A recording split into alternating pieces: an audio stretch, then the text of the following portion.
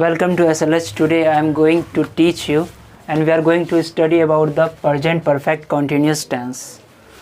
ये जैसे कि चौथा वीडियो है प्रेजेंट परफेक्ट कंटिन्यूस का। इसमें आप देखोगे हिंदी के साउंड के अनुसार आ रहा है, यानी एक समय से चलता आ रहा है जो, उसके लिए प्रेजेंट परफेक्ट कंटिन्यूस का टेंस का यूज़ करते हैं। सिंपल सा हिंदी का साउंड होता है रहा है, रही है, रहे हैं प्लस टाइम, यानी एक पीरियड ऑफ टाइम से आ रहा होगा, तब हम प्रेजेंट परफेक्ट कंटिन्यूस टेंस का इस्तेमाल करते हैं।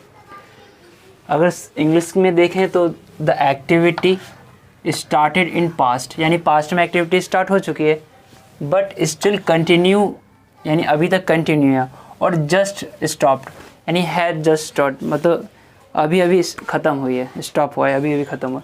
तो इसके लिए हम प्रेजेंट परफेक्ट कंटिन्यूस टेंस का इस्तेमाल करेंगे। तो अगर हम अफर्मेटिव सेंटेंस में देखते हैं इस सेंटेंस का स्ट्रक्चर, तो थोड़ा सा लेंथी हो सकता है बट आसान है। Subject has, have plus been plus verb की फोर्थ फॉर्म में क्या होती है, आईएनजी वाली, जैसे गो प्लस आईएनजी, गोइंग, और ऑब्जेक्ट प्लस सिंस या फॉर प्लस टाइम। तो सिंस और फॉर का अभी हम इसका यूजेस देखेंगे कैसे होता है।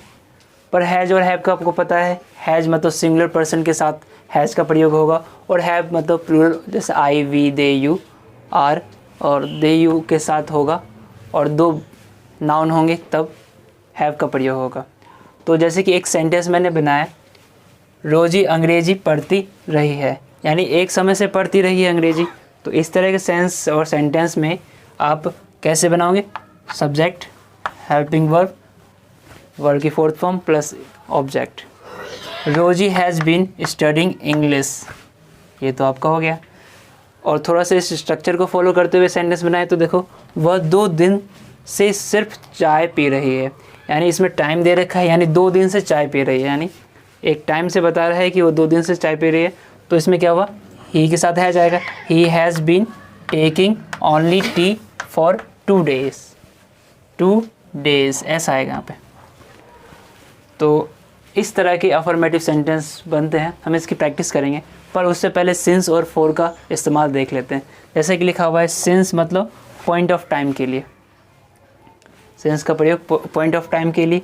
पॉइंट ऑफ टाइम क्या होता है, जैसे सिंस मंडे से, अगर निश्चित समय है तो वहाँ से हम सिंस का प्रयोग करेंगे। और पीरियड ऑफ टाइम, जैसे कि मान लो 2 महीने से, ये एक पीरियड बता रहा है, पीरियड ऑफ टाइम के लिए हम फॉर का इस्तेमाल करते हैं। पीरियड ऑफ टाइम में जैसे 2 सालों से, अगर हम कह दें 2018 से, तो 2018 से क्या होता है कि ये पॉइंट ऑफ टाइम में आ जाता है, तो सिंस 2018 आएगा। और फॉर का इस्तेमाल जैसे हो जाता है 2 हफ्ते से, 2 सप्ताह से, या फॉर 2 वीक्स, तो इसके सेंस में हम फॉर का यूज़ करेंगे। तो अभी हम आगे पढ़ेंगे, एक बार उतार लें। जैसे कि इसमें दे रखा है कि सिंस और फॉर का इस्तेमाल कहाँ होता है, यहाँ निश्चित समय, जैसे कि पॉइंट ऑफ टाइम, जैसे एग्जांपल दे रखा है, सिंस मंडे, सिंस अक्टूबर, since morning, since 6 o'clock, since 2010, since 2020 Jain या 20 फेब, जो भी होगा वो सिंस यानी इस समय से स्टार्ट हो रहा है, यानी निश्चित समय है।